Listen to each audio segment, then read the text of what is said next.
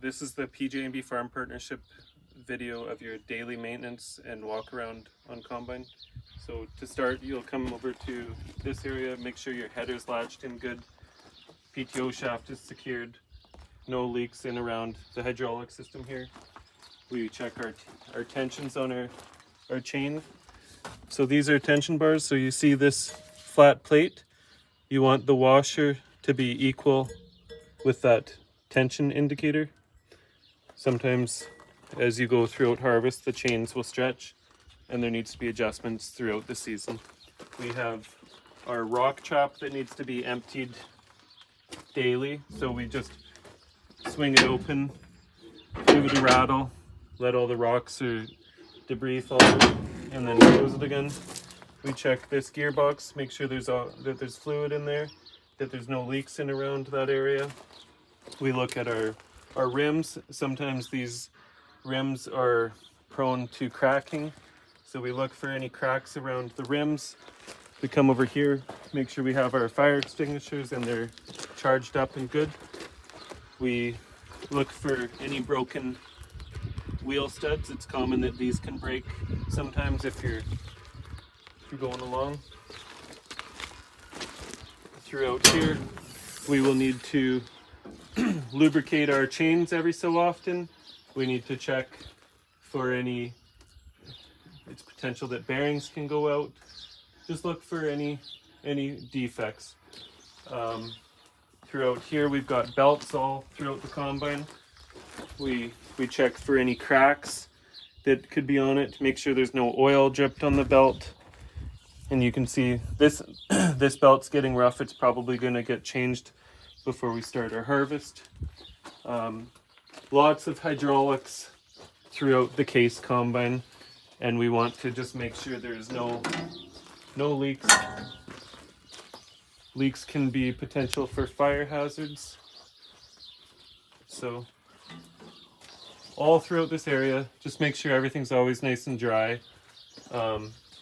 We have our battery connection area here. We want to make sure that there's no straw sitting up on top, potential risk for fire. We've got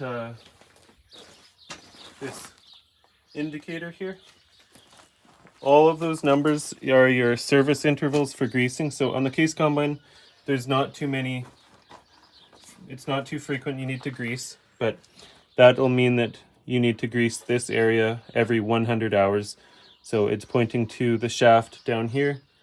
So there's, down in that area, there will be a grease fitting somewhere. Throughout here, just check, make sure all these brackets are always good. Look for broken parts, loose parts, things that just look out of the ordinary.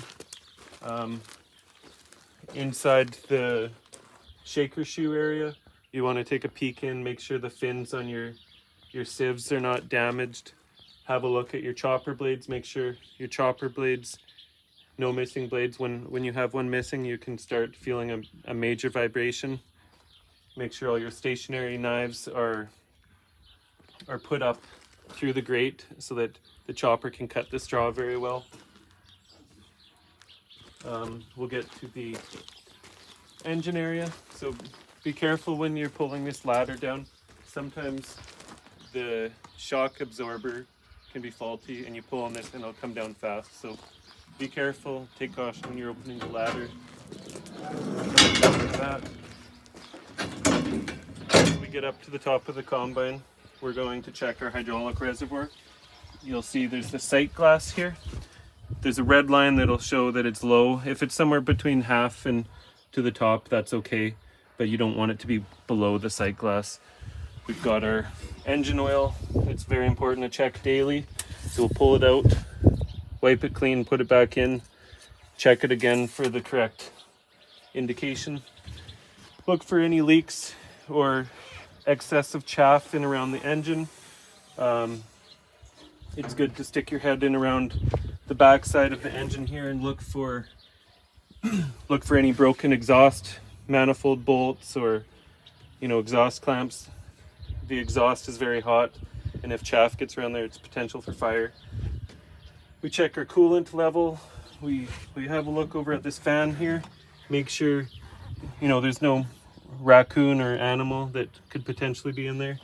Your belt tension, you want it to be nice and snug. It's also good to try to keep an eye, make sure everything's tight on the bearing hubs there. It can cause catastrophic damages when that bearing fails, damaging your radiator. Have a look at your alternator belt, make sure it's not frayed. Your air conditioning belt. Over on this side over here. It's a good idea to blow out daily. If there should be an indicator inside the cab if there's filter restrictions, but sometimes in bad dusty conditions we'll blow it out daily. It's not necessary, but you will lose performance if it's not clean. Give a quick check on your rad screen back here. We'll need to open the door down there first before this opens up fully, but your rads are in there. Make sure you don't have excessive debris. Back down on the bottom side of the engine, we've got 2 more dipsticks. This is your PTO lube dipstick. So you'll unthread it till it's loose, and then it'll come out. Check the level indicator. Over on this side down here, it's another rotor gearbox dipstick. Unthread it, pull it out, check the level indicator. As we're combining, parts can wear out. You want to make sure that this latch is sealed really good, especially in crops like canola. Canola is almost like water, and it'll find every little leak. So you'll just want to stick your head underneath those cross augers. Make sure that this is sealed up nice and no canola leaking or other crops. Just visually inspect that area. Throughout this area, there isn't a whole lot to really look for other than, you know, make sure, visually look for any bearings that could potentially starting to go. You'll see like a seal pop out on the bearing if it's going to start looking like it's going.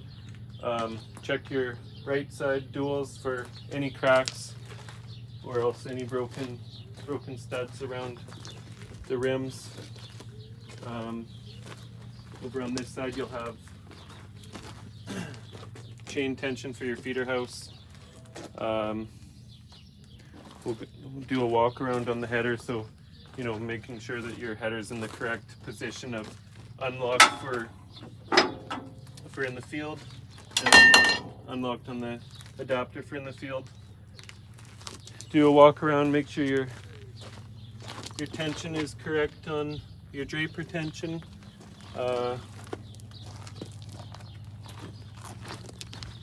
Over here, probably like 1 or 2 shots a day for this knife drive is a good idea. The reel, there's a few fittings there. We'll get, when we get around to the other side, it'll show you the intervals for all of the grease that your header requires.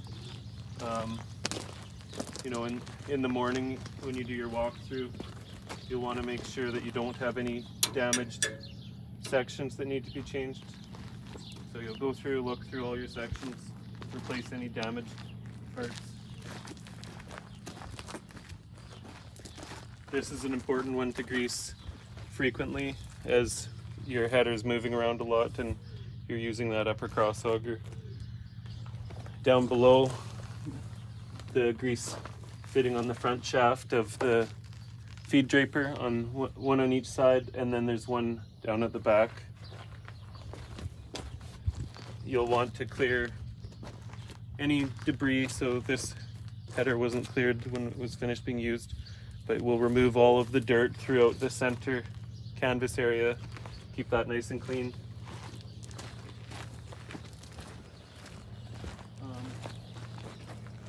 I think that's over on the left side. We'll have another knife head that requires a shot or 2 of grease. I think that pretty much covers it for the walkthrough.